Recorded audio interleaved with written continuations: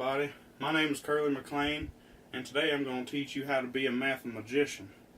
Now, one day I went down to Kansas City and I decided to stand on the top of a building for some reason that was about 1,362 feet tall.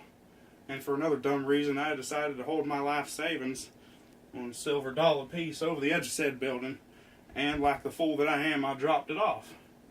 And that got me to thinking about some situations involving velocity. So from this, I formulated 5 goals. My first goal was to determine the position and velocity functions of the coin. Alright, so here I basically have my position functions and I have my velocity function. The position function is negative 16t squared plus v of t, which in this function represents the initial velocity, which in this case is 0 since I dropped it and I did not toss it. And the h sub o stands for the initial height, which in this case is 1,362 feet. So I plugged into this formula and I got my position formula of negative 16t squared plus 1,362.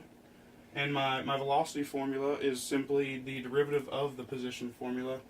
And to take the derivative, you just multiply the exponent down by the coefficient, and the derivative of a constant is simply 0. So my velocity formula is negative 32t. My next goal was to determine the average velocity on the interval 1, 2. All right, so the average velocity is represented by delta s divided by delta t, or in this case, it's the change in distance over the change in time. All right, so I have my position formula, and first I plugged in the 1 for t because that's the time that I'm determining it for. These each represent different times. This is 1 second, this is 2. So I plugged in my 1 second, I squared it, which still makes it 1. So negative 16 times 1 is still negative 16, plus my initial height, which shows me that after 1 second the coin had fallen to a height of about 1,346 feet. And then I plugged in my time equals 2 seconds, squared the 2 times 4 times negative 16 equals negative 64, plus 1,362 equals 1,298 feet. So from there, I get my difference in heights, 1,346 minus 1,298 divided by the change in time itself, 1 minus 2, equals negative 48 over 1, which gives me a negative 48 feet per second.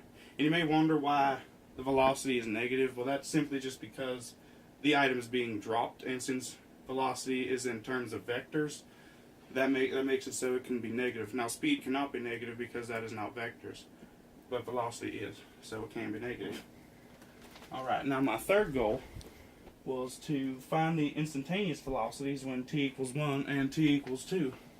Now in this case, I would simply plug in the time equals 1 and then the time equals 2 into my velocity formula.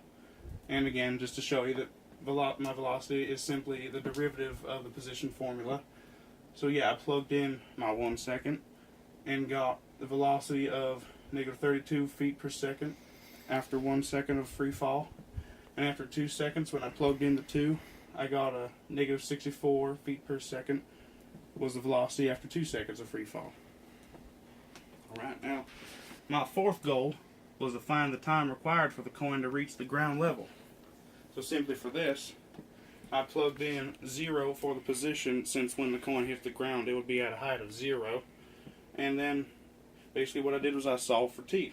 Alright, so I subtracted 1,362 from both sides, got negative 1,362 equals negative 16t squared, divided both sides by that negative 16 and got t squared equals 85.125. I took the square root of both sides, of course, because that's just obvious. And then I got a rough answer of about 9.23 seconds it took this little bugger to hit the ground. Yep, people are jumping all over that life savings like they've never seen it before. I got the money. So, my fifth goal was then to find the velocity of the coin at impact, just in case it wanted to hit some of them nasty buggers who wanted to steal my money. Alright, so I plugged in that 9.23 seconds that I'd gotten from the previous goal.